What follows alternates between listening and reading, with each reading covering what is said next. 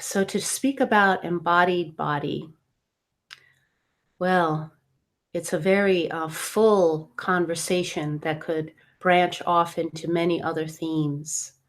So, let me just say from the beginning that most of humans are embodying their minds, embodying the ideas, thoughts, beliefs, and habits of the mind. And then this informs feelings, it informs the brain, it informs how we react and conduct ourselves in various behaviors and relationships and so on. So it's a limited circuit. It's almost as if a program is being played in the mind, which is not connected to, first of all, the heart. And I want to say that the body and the way that I'm speaking about it is the temple or the home of the heart. And when we descend into the body and access our heart, all of our feelings, then everything opens in the body. Any part of life that has not yet been digested and assimilated and perhaps eliminated if no longer needed and not serving. So it doesn't continue to foster division and disconnection from the heart, the body heart. So I want to give a couple of pointers in how we descend to embody who we are in the body. First of all, the mind needs to become conscious. Most of the activity of the mind is unconscious and runs a habitual loop. And it's a frame of reference it can be a frame of reference for identity, for a sense of identity and meaning of who we are. And when there's a lot invested in an identity that is held in the mind, then automatically this will infuse a kind of protected heart, a guardedness in the heart, and an argumentative kind of mind, because the mind, if it's programmed in a particular way as an identity, then it will have its agreements, and everything that doesn't isn't in agreement will be a disagreement, and thus there will be conflict in relationships and inner conflicts as well, inner dialogues that are conflicted. So the first step is to foster a conscious mind, to allow all of the unconscious activity to become conscious, which involves presence or awareness, being able to, first of all, be able to be witness to the programs, the narratives, all of the different operative mechanisms of the mind. And this is what all of these meditations are about. Anyways, it's always receding, almost as if you become the space, be the space that's already here, the presence that you are, noticing activity of the mind. And what begins to happen is there are gaps that will present between thoughts. And we allow this space between thoughts to open and open. And these patterns or beliefs or ideas, how we reference ourselves through the mind, can become conscious. And then inquiry, or the question, with real sincerity, to want to know, if I'm not all of these conditioned thoughts, what am I? That question, who am I? Then becomes a very important one. If I'm not everything that I've been conditioned to believe myself to be, who or what am I?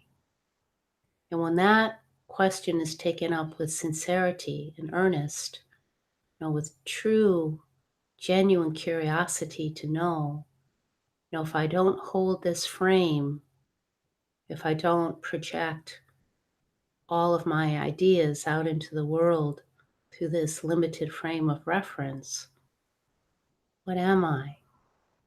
And maybe the first response to that is I don't know.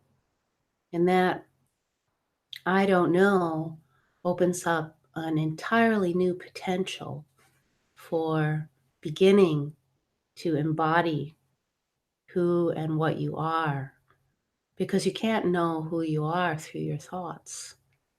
It's a direct experience that shifts how we perceive life. It shifts where we're perceiving life from.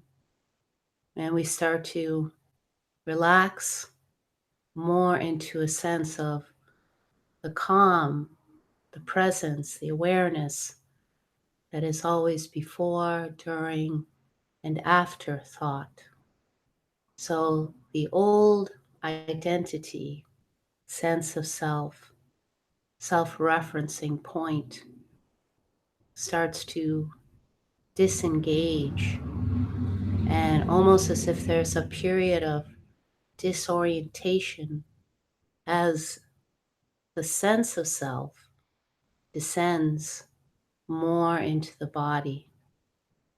Now, this for many people, this is a difficulty at certain times because there is a very strong collective conditioning not to feel, kind of to be numbed out to sensation, to stay busy, to use various substances, including relationships, busyness, so on and so forth, to not feel, to not be able to kind of contact, sense into the sensations and feelings in the body.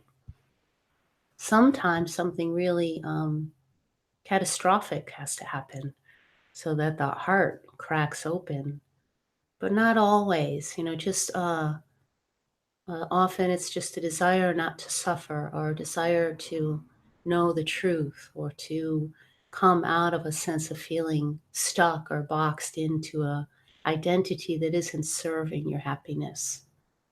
So this descending, once the identification is just so locked into mind, then the heart can begin to open and we can feel into these deeper sensations and feelings that are always occurring in the body.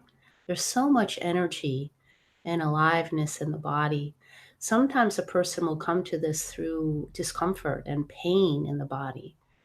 And sometimes I'm reminded of that. In fact, right now I have some discomfort in my arm, but I wanted to sit with that earlier today to see how could that inform me if I just listened to the discomfort. So I took a little bit of time to do that and it was very interesting. At first, in just listening to this part of my body, and it was very strong discomfort, and I could feel the almost a burning of pain there. And simply, not that it was actually simple, I don't want to um, make pain something easy to deal with because it isn't. But I just allowed it to be there, really curious about what would happen. And what I noticed is that the allowance itself comes from a space of quiet, of calm. It is the source of quiet and calm that's already here. It's that which you are. And when we allow there to be any contraction or intensity or discomfort or pain, it's coming from calm. And calm is also the open essence of the heart. It's one of the most profound qualities of the heart is a calm that is truly and wholly compassionate. It has its own listening quality. So it's almost as if my heart was listening to my arm and infusing a sense of calm into the arm. Like it could relax, and it feels like even right now there isn't the discomfort isn't there, but there is an attending to. So I there's an informing happening about how to embody this part of my body. And I wanted to use that as an example because your body has a history and it has so much information. It's kind of, in many ways, it tells the story of your life, of the true experience of your life. You know, the experiences that you've undergone in, in childhood, in young adulthood, in all of your adult years, all of the way into old age.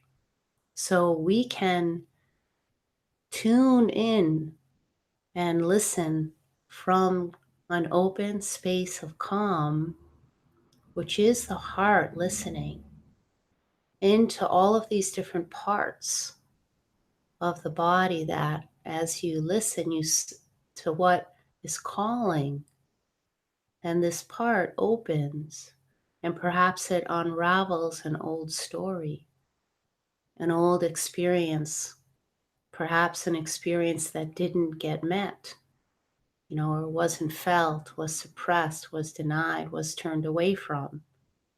And that's how the heart becomes conscious of itself, of all of its capacities, of all of its qualities to attend, listen to, and meet everything in the body. And in this process of listening through the heart, the body becomes more and more enlivened, more embodied. You know, so, you know, this is what I'm referring to as an embodied body. So, as the heart listens, and there may be an old story, you know, true experience of grief that never got to be felt, or an anger that never got to be expressed, or a wound, a hurt, an abandonment, you know, something that a part of us that we turned away from, perhaps a part that wanted to be celebrated but was not given permission from the environment or some other imposed condition. So all of these parts get to be liberated and wake up and become so conscious and so alive that then also, and not that this is happening linearly, but simultaneously, there's more of an engagement in the gut, because the gut is what stores those more difficult life experiences that may have created a sense of insecurity or fear, you know, fright. And the gut is connected, like the body doesn't lie, and the gut is connected also to the brain. And you know, we even have science has been able to prove this, um, and how important our nutrition is and how we feed our guts, and how that is connected to the capacities in the brain and how the brain behaves and responds. So then, you know, when we settle more and listen in the gut, life experience can be digested here. And as life is digested and assimilated and eliminated, as you know, whatever is transmuted, transformed, these energies that are, you know, so a lot so want to be enlivened in the body. Then there's the result, you could say, or the after effect is more power, feeling more embodied with power and strength and courage, but moreover, stability, like an equanimity. So, embodiment involves many, many things, but as this unconscious mind becomes conscious, what is awakening is a capacity to discriminate about truth. What is true? So it's not like we're no longer needing to agree or disagree with anything. More of the instinct then is to find out, is it true? Is whatever I'm believing, is it true? And it's almost as if we're this discriminating power is fostering that aspect of us that is naturally honest and sincere. Has a characteristic of honesty built in to the system that is in alignment with our deepest knowing of who we are. So the question or the pointer here is, how can I be more honest? Honesty is a doorway to embodiment. Honest with myself, honest with others. So we're engendering a sincerity. And sometimes this isn't easy because right there, in and of itself, it is engaging feeling. It's engaging a change. So there will naturally be a shift the more honest and sincere we are and become with ourselves and with each other. And this will foster more and more an embodied heart, an embodied body, embodied courage, power, and strength. So there's many things that could be spoken about, and we didn't even do the meditation yet, but I feel like I'm kind of at the end of the wrapping up. But let's have a meditation, and we'll see in the meditation how we can enliven this directly even more. So go ahead and close your eyes.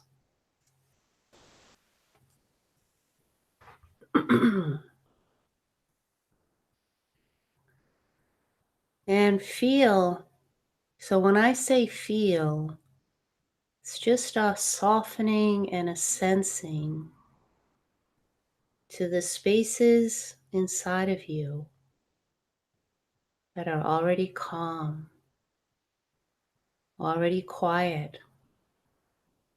So you don't have to look or seek for anything in particular. Just relaxing here, letting the breath be very wide and deep, wide and deep, inviting all of you to be here, all of the life that is within your body here,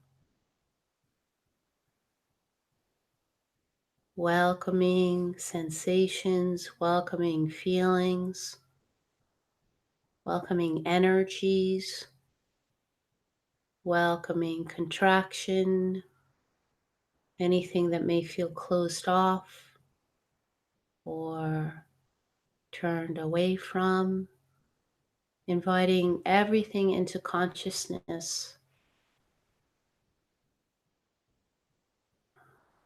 and noticing any activity in the mind, not as a problem,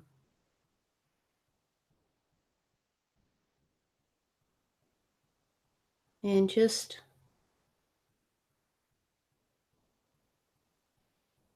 letting yourself see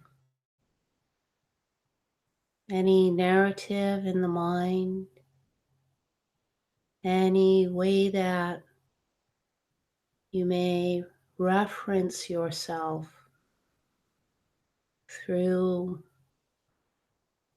different thoughts, different beliefs, different notions,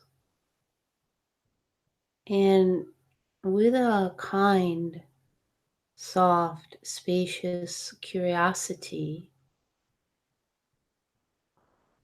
letting there be space to wonder, is it true?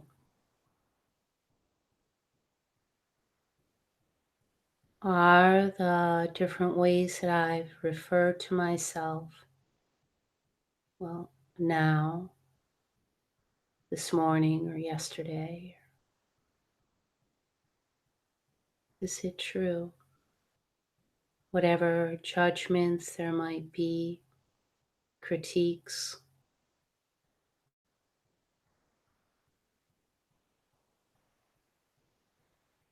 loops of stories, and see how easy it might be when we kind of hook in. When we hook in, that it can start to sound like a broken record, like a soundtrack with a scratch in it. And it just plays over and over again, like noise in the mind, in the head. And it starts to, like creates its own world of perception.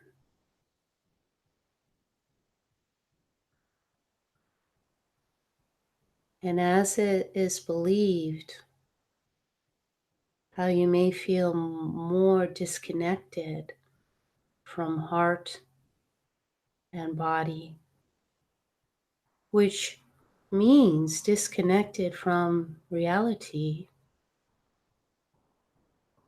and not to be hard on yourself in any way. There's a whole other discourse that could go into how this comes about. So it isn't a personal choice, it isn't a problem.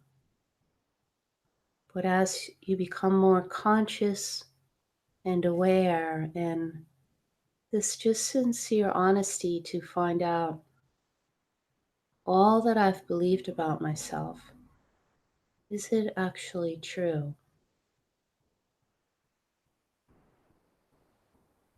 Starts to feel kind of silly, and you can have space in the mind to let those narratives, those self referencing points, you just let them empty out.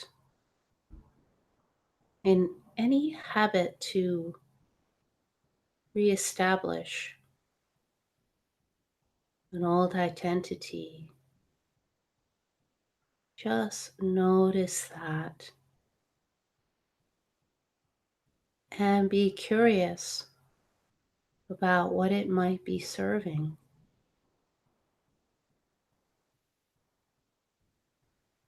What is the narrative actually saying? Is it true? Is it necessary?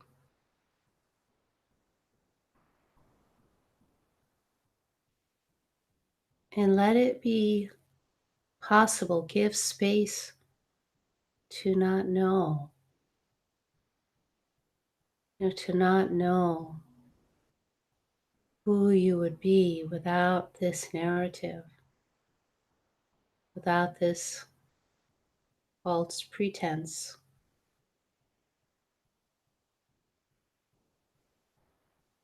without this castle in the sand that has no foundation in reality. So it's topsy turvy, not a ideal place to locate yourself. In fact, can you even locate yourself here?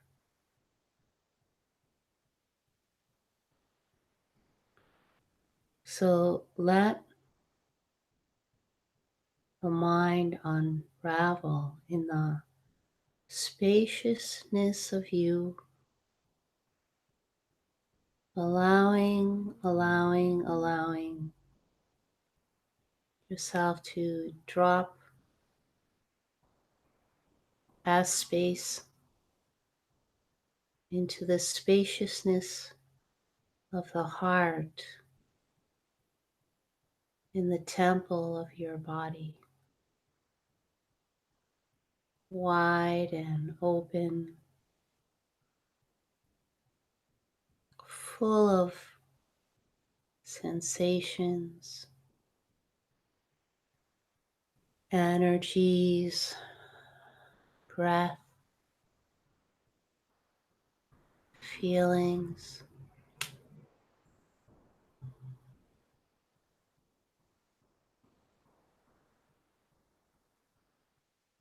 Notice the ease in slipping into the body of the heart of your beingness, the ground beneath all movement, before, behind. This that is more constant, a constant. It doesn't fluctuate in with thought.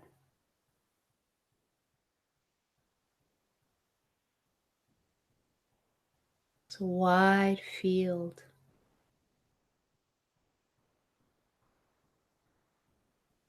that allows the heart to soften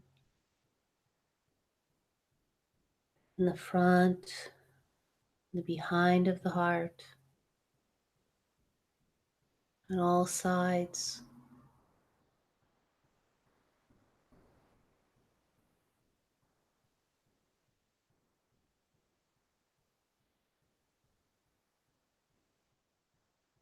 Let attention go wherever it will, and just let your awareness of you be global, so it doesn't need to be directed. But where does it go naturally? What does it listen to? It's as if awareness is a grand listening forum, feels and listens for what's actually happening.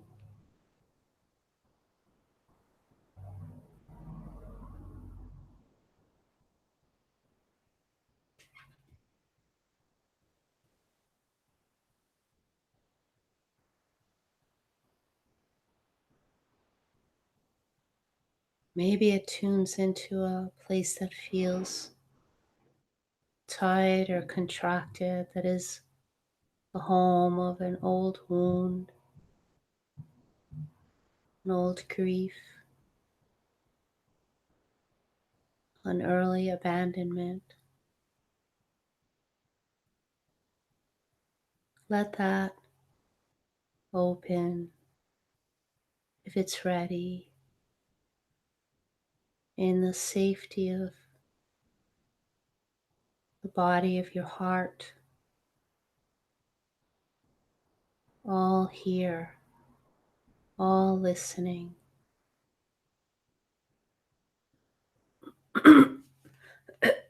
Excuse me.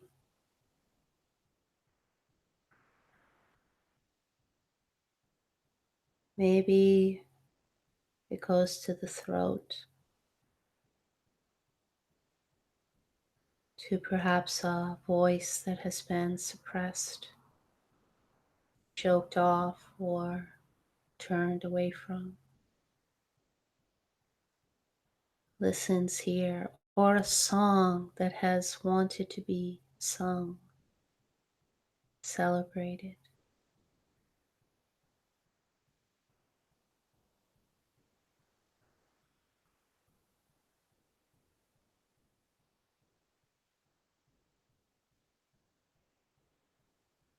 Maybe it listens around the belly.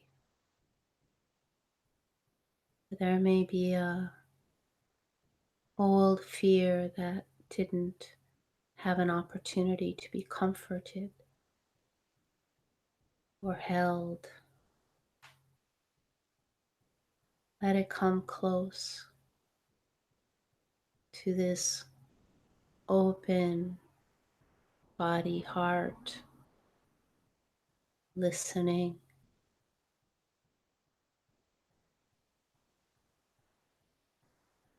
You can feel as the heart is engaged, there's a tenderness of being, very tender, to embody more of its tenderness, its softness, its song of celebration.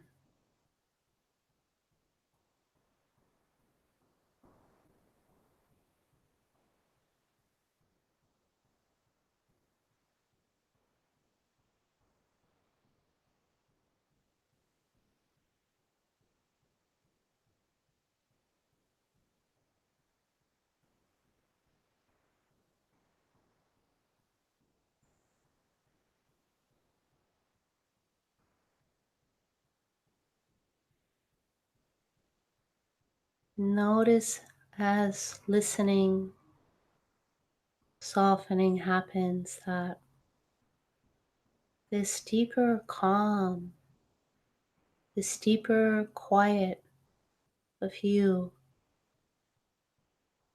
infuses these places that may have felt disembodied or disconnected,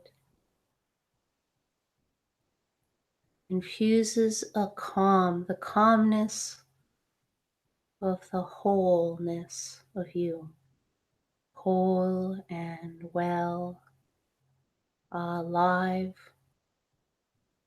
with vitality.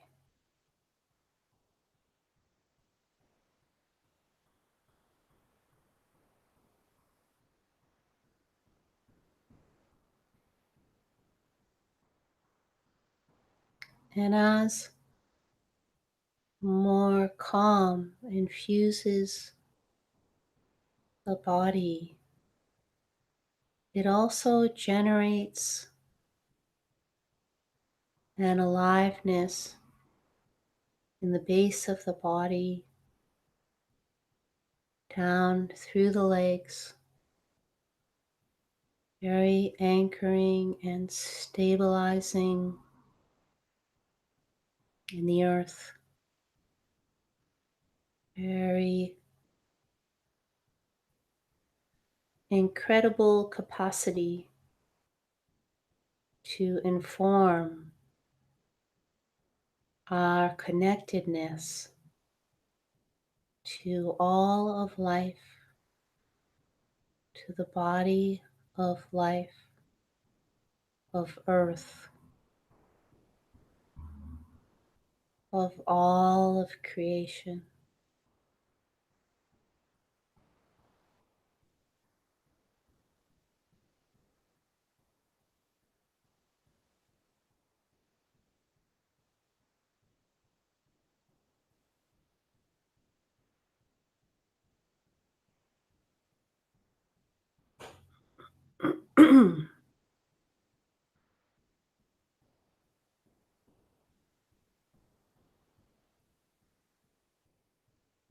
You may even feel less like a form, the form of the body, more formless as a space of being,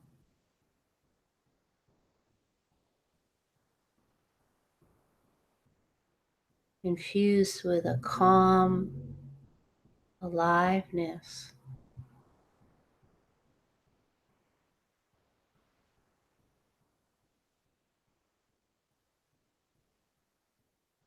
that also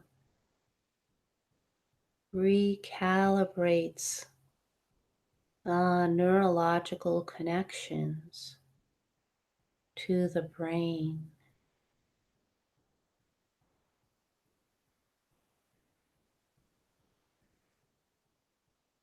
informing the brain to respond to life,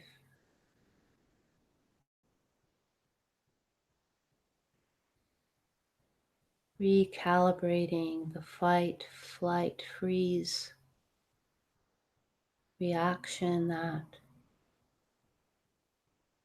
can be part of a mental pattern as a result of some early trauma.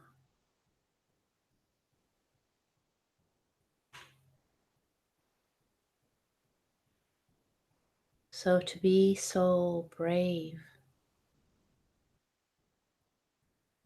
to feel all of you, including any part that has been traumatized, deeply wounded. Let her be here. Let him be here.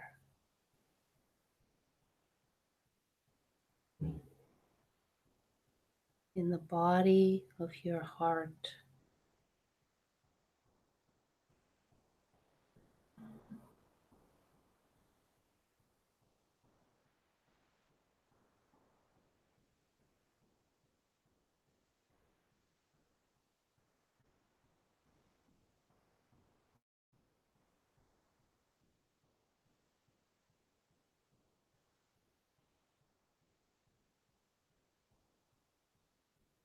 holding yourself tenderly, softly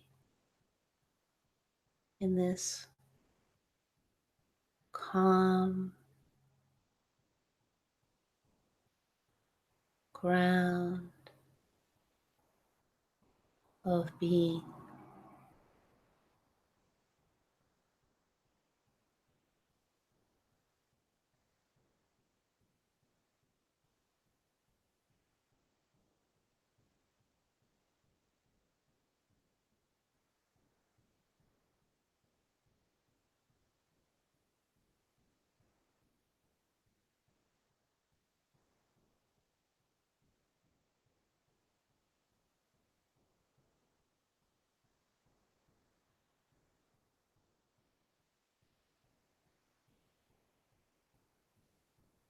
Igniting your aliveness,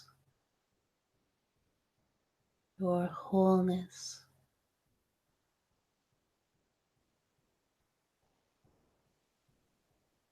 your embodied body.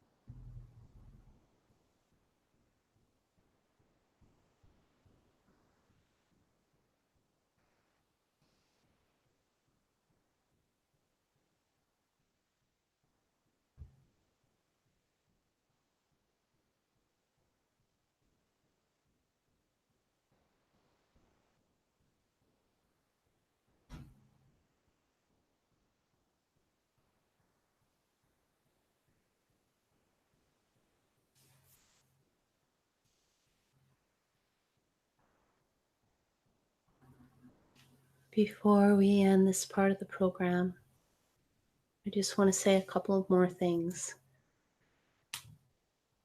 And that is that at any time when you're sitting and you're feeling like you're not able to really connect to your body, there are other things that can really help support a more embodied you. And that would be yoga, Tai Chi, Qigong, any kind of movements, in the body that are grounding, that really connect with your breath and grounding in through the body. Very, very good. Dancing is good too, especially if it's like the kind of authentic movement dance where you're moving from the inside, from really listening inside to the body and how it wants to move you. And I just want to share a little story from one of my recent retreats. And there was a woman that I was working with. We have these opportunities to have a limpia, like a healing, so to speak, where you have a very clear intention of something that you're wanting to make more conscious and perhaps clear, and where it is you're moving in your life.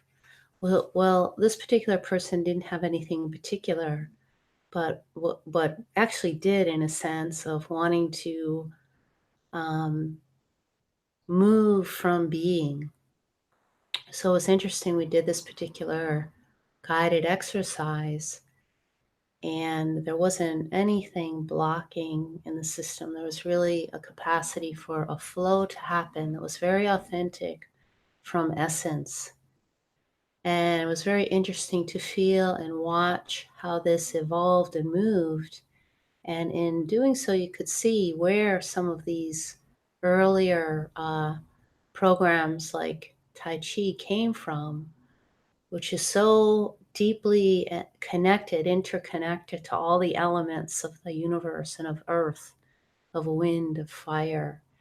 And there's such a listening within those movements where, I mean, you could even be inside of a room and feel how the elements feel the interconnectedness of all of life and how it moves. And when we don't have anything at all distracting or blocking us, that we can be so finely in tuned, so embodied in the body that the body isn't moving, but beingness is moving. So this is all of our potentials to be in align so deeply in alignment with the truth of who we are and the interconnectedness between everything. So it's one thing in this spiritual journey to empty and experience yourself as nothing. That's half of it. But to also experience yourself as everything, silent and moving all at once.